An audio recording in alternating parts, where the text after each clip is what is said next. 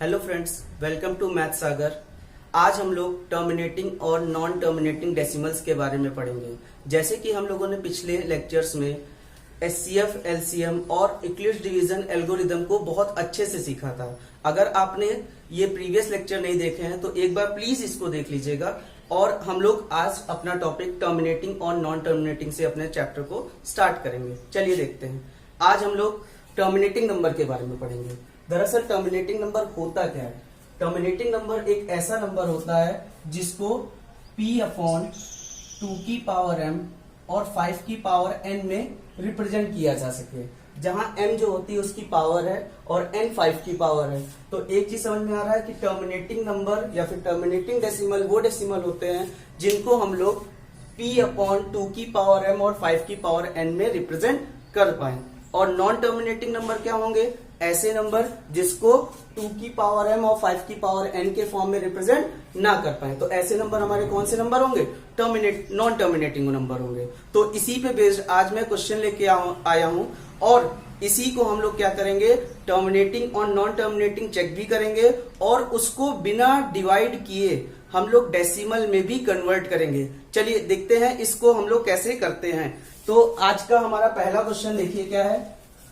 Without actually performing the long division, state whether of the following are rational, terminating और non terminating। Suppose कर लीजिए यहाँ पर आपका फर्स्ट का ए पार्ट दिया हुआ है 17/8 और आपसे पूछे कि ये नंबर टर्मिनेटिंग है या नहीं है, तो आप क्या करेंगे? सबसे पहले ये देखेंगे कि 17 और 8 में क्या ये दोनों आपस में कट तो नहीं रहे। अगर ये रेशनलाइज हो जाएगा तो हम लोग क्या करेंगे, इसको रेशनलाइज करने के बाद फिर हम लोग टर्मिनेटिंग नॉन टर्मिनेटिंग चेक करेंगे। तो यहां पर देखिए, इसको अगर मैं लिख सकता हूं तो 17 अपॉन इसको क्या लिखा जा सकता है? 2 की पावर 3।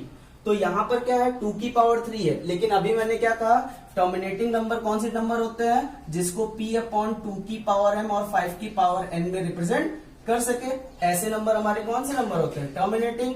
और p/2 की पावर m और 5 की पावर n में जिसको रिप्रेजेंट ना कर सके या फिर कोई और फैक्टर जो है वो नीचे साइड हो, तो ऐसे नंबर को हम लोग कौन सा नंबर कहते हैं? नॉन टर्मिनेटिंग नंबर कहते हैं। तो एक चीज ध्यान रखिएगा, यहाँ पर क्या है कि जैसे 17/2 की पावर 3 है तो 2 की पावर 3 तो ठीक है, लेकिन यहाँ पे 5 का तो कुछ है नहीं, तब भी ये टर्मिनेटिंग नंबर होगा। ध्यान रखिएगा कि हमेशा फैक्टर जो देखते हैं वो 2 का देखते हैं या 5 का देखते हैं, या 2 और 5 दोनों होने चाहिए। अगर ये तीनों कंडीशन में से कोई भी कंडीशन है तो वो नंबर टर्मिनेटिंग होगा।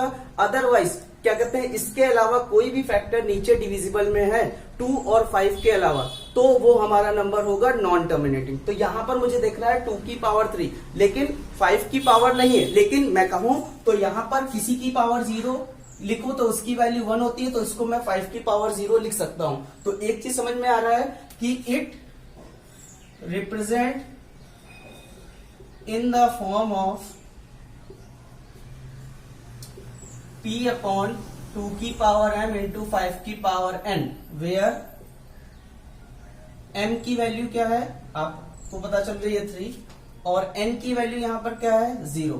तो ये हमारा क्या है? ये हमारा टर्मिनेटिंग नंबर है। So it is terminating number या फिर डेसिमल।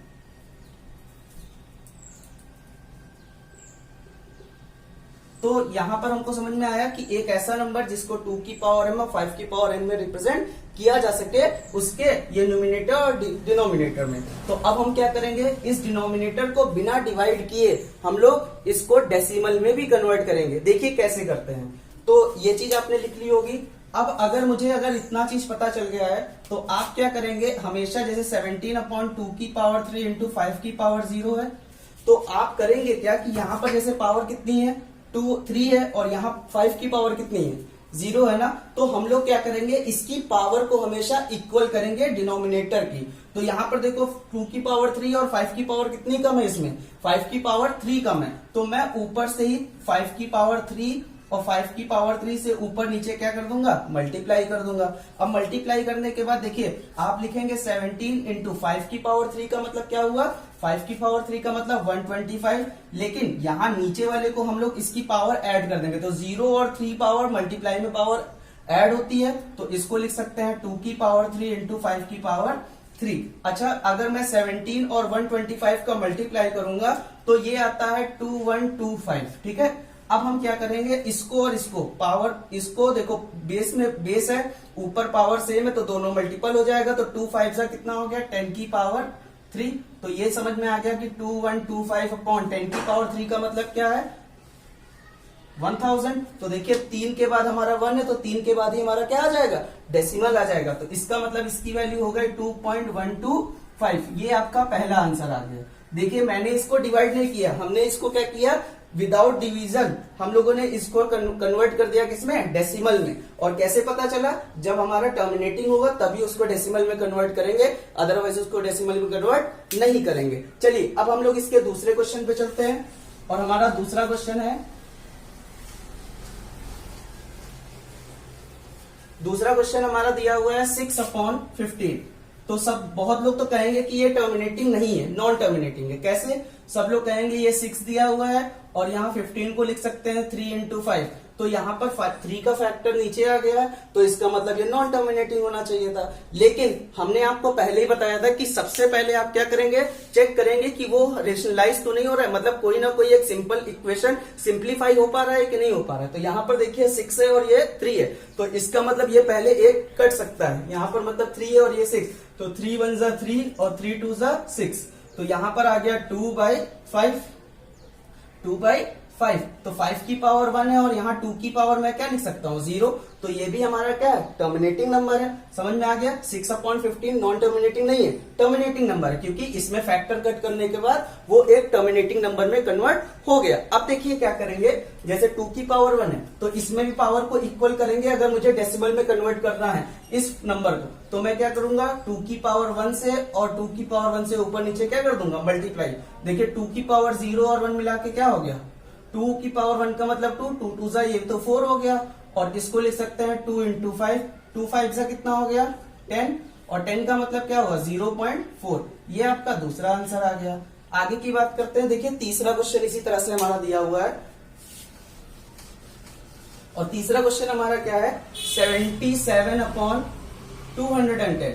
चलिए ये देखता हूं टर्मिनेटिंग है या नॉन टर्मिनेटिंग है। तो पहली बात तो ये चीज समझ में आ रही है कि देखो ये पहले कैंसिल हो जाएगा किससे, 7 की टेबल से, तो 7 1 जा 7 1 जा और 7 3 जा, तो इसको लिख सकते हैं 11/30। ये हमारा रेशनलाइज हो चुका है। अब हम क्या करेंगे, 30 के फैक्टर लिखेंगे, और 30 के फैक्टर आपको पता है क्या लिखे जा सकते हैं, 30 को क्या लिख सकते हैं 2 15 3 5 जा और 5 1 जा, तो 2 इंटू 3 इंटू 5 लिखा जा सकता है। तो ये टर्मिनेटिंग है या नॉन टर्मिनेटिंग है, अब मैं कह दूंगा कि ये नॉन टर्मिनेटिंग है। क्यों, क्योंकि इसमें देखो 2 और 5 तो प्रेजेंट है, बट यहाँ पर 3 एक फैक्टर और डिनोमिनेटर में आ गया, इसका मतलब ये हमारा नंबर कौन सा हो गया, नॉन टर्मिनेटिंग हो गया। और नॉन टर्मिनेटिंग को हम लोग डेसिमल में कन्वर्ट नहीं कर पाते हैं, इसका मतलब ये वाला नंबर जो है हमारा क्या है, it is non terminating number, because it is not in a form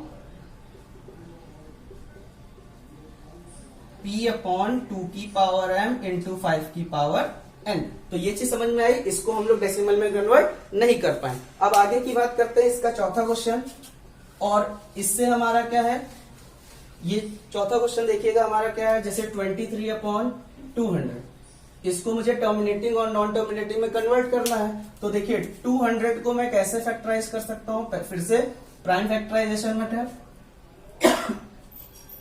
तो यहां पर हो जाएगा 200, फिर 250, फिर 225, फिर 5 और ये 5, ये हो गया।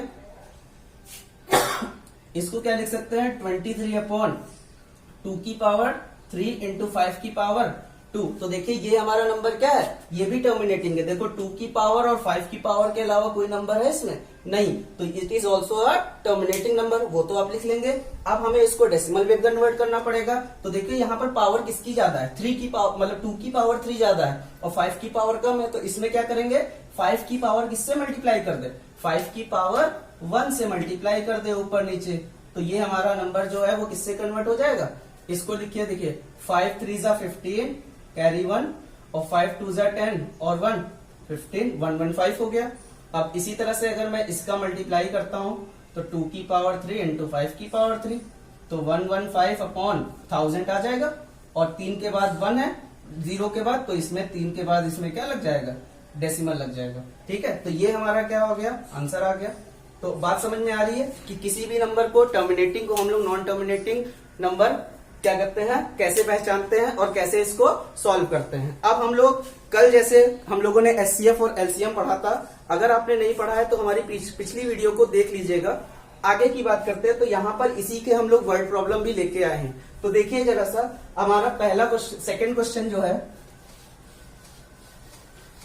अगर आपको मैं एक छोटा सा हिंट देना चाहता हूं, कभी अगर आपसे लार्जेस्ट नंबर पूछे तो लार्जेस्ट नंबर अगर पूछेगा तो आप हमेशा उसका निकालिएगा एचसीएफ, और अगर लीस्ट की बात करेगा तो आप हमेशा निकालिएगा LCM.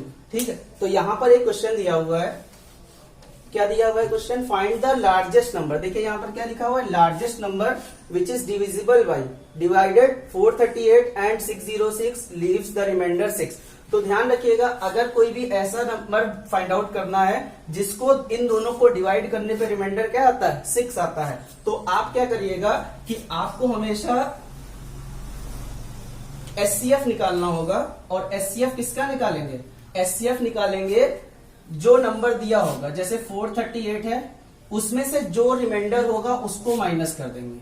Same as it is दूसरा जो नंबर दिया हुआ है उसमें से भी हम लोग पहला नंबर 6 माइनस कर देंगे। अगर हमारा रिमाइंडर क्या होता है, डिफर होता है, तो हमारा जो फॉर्मूला बन के आता है, मेन फॉर्मूला जो होता है वो होता है एचसीएफ ऑफ, सपोज ए एक नंबर है -R1, कॉमा बी -R2, सी माइनस R3, अगर 3 नंबर होंगे तो इन तीनों का एचसीएफ निकाल देंगे। अगर रिमाइंडर सेम होता है तो आपको पता चल जाएगा A -R, B -R और C -R। अब इट्स डिपेंड कि कौन से कितने नंबर दिए हैं। अगर आपको 2 नंबर दिए हैं तो आपका फॉर्मूला यहीं तक बनेगा, अगर 3 नंबर दिए हैं तो ये फॉर्मूला आगे बढ़ जाएगा। ठीक है, इतनी बातें समझ में आ रही है। तो सेम एज इट इज यहाँ पर मैंने क्या किया, इस फॉर्मूले का ही यूज किया है, और फॉर्मूले से मैंने क्या किया है कि एचसीएफ निकाल लिया 438 -6 -606 -6, क्योंकि यहाँ पर जो है सेम रिमाइंडर है। देखिए यहाँ पर क्या है, लीव्स रिमाइंडर 6। तो अब हम लोग क्या करेंगे, इसका एचसीएफ निकालेंगे। तो इसको अगर हम माइनस करेंगे एचसीएफ, तो 438 को अगर 6 से माइनस करेंगे तो ये हमारा हो जाएगा 432, और इसको माइनस करेंगे तो 600 हो जाएगा। अब हम क्या करेंगे, अब हम लोग इसका फैक्टराइज करेंगे। और फैक्टराइज कैसे करेंगे भाई, आपको पता है कि 432 को हम लोग प्राइम फैक्टराइजेशन से कैसे करेंगे, 2 1 6, और फिर उसके बाद क्या हो जाएगा 2 1 0 8, फिर 2 की सी टेबल 54, फिर 27, फिर 9, फिर 3 की पावर 3, ये हो गया 1। तो हम लोगों ने ये चीज जो है प्रीवियस वीडियो में देखा है और सीखा है बहुत अच्छे से। तो एक बार प्लीज जाके पिछली वीडियो जरूर देख लीजिएगा। आगे की बात करते हैं, जैसे 600 की बात करें तो इसको भी फैक्टराइज करते हैं। तो 2 3 जा, फिर 2 150, फिर 2 75, फिर 3 की टेबल से 2 जा और 5 जा, फिर 5 और ये 5 1 जा। ठीक है, तो अगर मैं इसके एचसीएफ की बात करता हूं तो देखिए 432 को हम लोग कैसे लिख सकते हैं, 432 को लिख सकते हैं 2 into 2 into 2 into 2 into 3 into 3 into 3। अब इसी तरह से 600 के फैक्टर की बात करेंगे तो 2 into 2 into 2 into 3 into 5 into 5। तो भाई एचसीएफ मैंने आपको सिखाया है, और एचसीएफ कैसे होगा, जो कॉमन होगा वही उसका। तो देखिए यहाँ पर 2 कॉमन हो गया, ये 2 कॉमन है, ये भी दोनों में है। सेम एज इट इज यहाँ पर देखिए 3 कॉमन है और कुछ कॉमन नहीं मिल रहा है। तो 2 इंटू 2 इंटू 2 इंटू 3, तो 2 2 जा 4, 4 2 जा 8, 3 जा 24। तो बात समझ में आ रही है कि वो लार्जेस्ट नंबर क्या होगा, 24, जिसको डिवाइड करेंगे, अगर डिवाइड करेंगे 438 और 606 को तो रिमाइंडर हमेशा क्या बचेगा, 6 बचेगा। अब इसी तरह से हम लोग थर्ड क्वेश्चन डिस्कस करेंगे। ये चीज समझ में आई। अब देखिए थर्ड क्वेश्चन क्या है। थर्ड क्वेश्चन में आपका कहा गया है कि अब देखिए बेटा इसमें क्या है कि इसमें रिमाइंडर हमने क्या कर दिया है, रिमाइंडर को चेंज कर दिया। पहले क्या था, सेम रिमाइंडर था, अब रिमाइंडर 5 और 7 हो गया और नंबर 320 और 457 है। तो अब देखिए यहाँ पर क्या दिया हुआ है, फिर से मैं इसका क्या निकालूंगा, एचसीएफ निकालूंगा, बिकॉज हमें पूछ रहा है लार्जेस्ट नंबर। तो हम लोग क्या करेंगे, पहले है 320 माइनस R1 मतलब 5 कॉमा, इसी तरह से दूसरा नंबर है 457 माइनस R2 मतलब 7। अब देखिए अगर मैं एचसीएफ निकालूंगा 320 में से फिर 5 को माइनस करूंगा तो 315 और ये हो जाएगा 450। और हम लोग क्या करते हैं, जैसे अब हम लोग ईडीएल पढ़ के आए हुए हैं तो एक बार इसमें ही ईडीएल इक्विड डिवीजन लेमा से ही हम लोग इसको अप्लाई करके इसका एचसीएफ निकाल लेते हैं। तो 315 को कैसे लिखा जाता है, 450 में लिखा और ये कितने टाइम्स गया, 1 टाइम्स, तो 315 आ गया। बातें समझ में आ रही है। अगर मैं इसको माइनस करूंगा तो ये 135 आ जाएगा, ये 315, ये 2 टाइम्स जाएगा तो ये हो जाएगा 270। इसको माइनस करेंगे तो 45 और ये 135। अब हम क्या करेंगे, इसको 3 टाइम्स ले जाएंगे तो 135 ही आ जाएगा।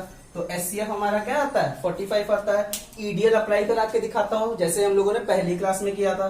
तो अगर मुझे 450 को लाना है, 450 को लाना है तो 450 को क्या लिखूंगा, इनका multiple 315 into 1 plus 135, same as it is. अगर मुझे 315 को लाना है तो 135 इंटू 2 प्लस 45, और जब तक R 0 नहीं होता तब तक हम लोग ऐसे ही लिखते रहते हैं स्टेप वाइज, फर्स्ट और ये सेकेंड।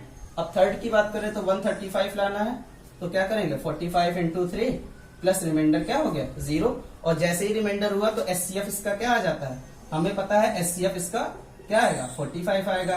तो आपको ये चीज समझ में आ रही है कि इसका लार्जेस्ट नंबर क्या होगा, लार्जेस्ट नंबर जो होगा वो हमारा 45 होगा, जिसको डिवाइड करने पे जो रिमाइंडर आएगा वो 5 आएगा या 7 आएगा। ठीक है। अब हम लोग इसके फोर्थ क्वेश्चन की बात करते हैं। फोर्थ क्वेश्चन में क्या है, फोर्थ क्वेश्चन में है find the least number which when divides 35, 56, 91 leaves the same remainder 7। अब लीस्ट की बात कर रहा है तो लीस्ट में हमेशा आप क्या निकालिए, इसका एलसीएम निकालिए। तो एलसीएम किसका निकाल लीजिए, पहले 35, 56 और 91 का। अब 35 का एलसीएम निकालने का तरीका पता है ना, 35 को कैसे करेंगे, 3 से, 7 से या 5 से, 5 7 जा 7 1 जा, दोनों से कर सकते हैं। अब इसी तरह से हम लोग क्या करेंगे, 56 को करेंगे तो 56 को 2 से कट करेंगे पहले, 2 2 जा 4 और 2 8 जा, फिर 2 से 14, फिर 2 से 7 और फिर 7 1, फिर 91 को 7 जा 13 और फिर 13 से। ये चीज समझ में आ रही है कि नहीं आ रही। अब हम लोग क्या करेंगे, इसका एलसीएम निकालने के लिए इसका फैक्टराइज क्या लिखेंगे, 35 को लिखेंगे 5 इंटू 7, 56 को लिखेंगे 2 इंटू 2 इंटू 2 इंटू 7 और 91 को लिखेंगे 7 इंटू 13। तो एलसीएम निकालने का क्या तरीका था, एलसीएम निकालने का तरीका था कि आप पहले जो तीनों में कॉमन हो वो ले लीजिए, क्योंकि एचसीएफ उसका फैक्टर तो होता ही होता है। फिर उसके बाद सारी चीजों का मल्टीपल, तो यहां लिख सकते हैं 2 की पावर 3, यहां लिख सकते हैं 13 इंटू 5। ये चीज समझ में आ रही है, इसमें कोई दिक्कत तो नहीं है। ये कौन सा क्वेश्चन है, ये हमारा है फोर्थ क्वेश्चन। अब फोर्थ क्वेश्चन में अगर मैं इसको मल्टीप्लाई करूंगा, ठीक है, तो ये आ जाएगा 3640। आप मल्टीप्लाई करके देख लीजिएगा। अब हम क्या करेंगे, जो आपका रिमाइंडर आया है ईच केस में है, तो आपको रिक्वायर्ड नंबर निकालने के लिए आप क्या करेंगे कि जो एलसीएम आया है उसमें आप उस नंबर को ऐड कर देंगे जो रिमाइंडर में आया है। रिमाइंडर इसमें क्या है 7, तो इसका आंसर आ जाएगा 3647। बातें समझ में आ रही है। अब हम लोग सबसे इंपॉर्टेंट क्वेश्चन यहाँ का करेंगे कि last question, find the greatest number of 4 digit which is exactly divisible by 15, 24 and 36। तो आपको ध्यान रखिए कि 4 डिजिट की लार्जेस्ट नंबर क्या होता है, लार्जेस्ट नंबर आप जानते होंगे 9999 होता है। तो कह रहे हैं कि ऐसा कोई ग्रेटेस्ट नंबर फाइंड आउट करिए जिसको डिवाइड 15, 24 और 36 से करने पर क्या है वो पूरी तरह से डिवाइड हो जाए। तो इसका बहुत अच्छा कॉन्सेप्ट है। सबसे पहले आप क्या करेंगे कि आप पहले एलसीएम निकालेंगे, किसका, 15, 24 और 36 का। आप पहले इसका क्या निकालेंगे, एलसीएम निकाल लेंगे। तो एलसीएम देखिए 15 का कैसे निकालेंगे, 15 का 3 5 जा और 24 का 2 2 जा 4 3 हो जाएगा। फिर इसी तरह से 36 को निकालेंगे तो 2 36 का फैक्टर क्या होगा 18, फिर 9, फिर 3, फिर 3, ठीक है। तो 2 इंटू 2 इंटू 3 इंटू 3, ये चीज समझ में आ रही है। अब हम करेंगे क्या कि इसका एलसीएम निकालेंगे, और एलसीएम जब इसका निकालेंगे तो इसका एलसीएम आ जाएगा आपका 360, ठीक है। एलसीएम से अब हम इसको क्या करेंगे 999 को डिवाइड करके देखेंगे। 360 को 9999 से डिवाइड करेंगे, ठीक है। और क्या करेंगे इसको डिवाइड करने पे हमारा क्या आएगा, इसको 2 टाइम्स ले जाएंगे तो ये हो जाएगा 720, जो इसमें आ जाएगा 9 और ये आ जाएगा 9 में से ये 7 और ये 2, फिर 9 हो गया। फिर इसको 7 टाइम्स ले जाएंगे तो 0 7 6 42 4 और 7 और 3 21 और ये हो गया 5। जब इसको करेंगे तो ये आ जाएगा 279। तो जो रिमाइंडर आएगा उसको आप उस नंबर से माइनस कर देंगे। तो रिक्वायर्ड नंबर हमारा क्या हो जाएगा, रिक्वायर्ड नंबर हो जाएगा 99999 से आप 279 को माइनस कर देंगे। तो 9 से 9 को माइनस किया 0, 9 में से 7 गया 2, 9 में से 2 गया 7 और ये 9, ये आपका क्या आ जाएगा आंसर हो जाएगा, ठीक है। तो आपको ये चीज समझ में आई कि अगर किसी का ग्रेटेस्ट नंबर दिया हुआ है तो ये हमारा क्वेश्चन नंबर कौन सा है, ये क्वेश्चन 5 है, ठीक है। अब बात समझ में आ रही है आपको। तो हम लोगों ने आज क्या किया कि सारे चीजों के एलसीएम और एचसीएफ के प्रॉब्लम बेस्ड भी क्वेश्चन किए, टर्मिनेटिंग और नॉन टर्मिनेटिंग के भी क्वेश्चंस कर लिए हैं। अब आप क्या करिएगा कि इसके क्वेश्चंस आप अपने से लगाने की कोशिश करिएगा, और अगर आपको ये वीडियो अच्छी लगी हो तो एक बार लाइक, सब्सक्राइब और अपने फ्रेंड्स के साथ जरूर शेयर करिए, जिससे हम लोगों का एक मोटिवेशन मिले, ठीक है। Thank you.